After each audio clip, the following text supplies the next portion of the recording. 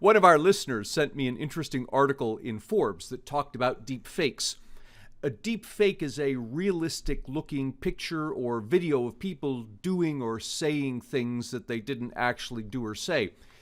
It's high-tech Photoshop applied not just to pictures but to videos also. For example, there's a deepfake video of Mark Zuckerberg saying that Facebook's goal isn't about connecting people, but about learning enough about them so as to be able to manipulate and exploit them. The video, of course, is fake. While I would be surprised if Zuckerberg didn't believe what's portrayed in the video, the fact is he never said those words in front of the camera that filmed the video. Watching the video, you'll notice that something isn't quite right about how his face moves. But you have to look closely to pick up on it. And the flaw is slight enough that one could easily imagine the technology developing very soon to eliminate such slight flaws. This raises what appears to be a new question. As the technology develops to enable people to produce fake videos that are indistinguishable from the real thing, how could we know who to trust? But then this isn't a new question. When the printing press was invented, it became possible to print lies and have them widely disseminated. Back then, someone could ask the same question we're asking now. How can you trust what you read? But the fact is, we figured it out. We learned to be skeptical of what we read, and we came to rely on reputation and verification.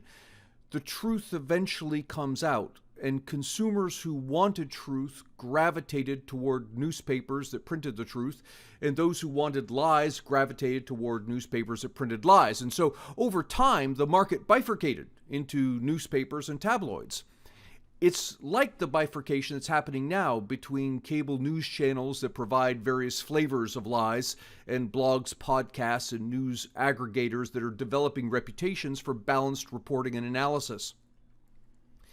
In the end, I suspect that deepfakes will present neither more nor less of a problem than humans have faced for millennia. Social and market interactions have always required trust and reputation. So long as truth has value, and so long as people have the freedom to associate with those they trust to be honest and avoid those they don't, people will find a way to distinguish truth from fiction. As usual, you're being way too Pollyannish here, Ant. Anybody who's been on Facebook ever, I think, knows full well that the lie gets around the world before the truth gets its pants on, as the old expression goes. People do not search out the truth. They search out their confirmation bias. Oh, they yeah. Post it, and it flies around for all of us to contend with from that point forward. I have no great faith that when people can make other human beings say exactly what they want in video format, that anybody's going to go chasing after the truth here. This is a disaster in the making.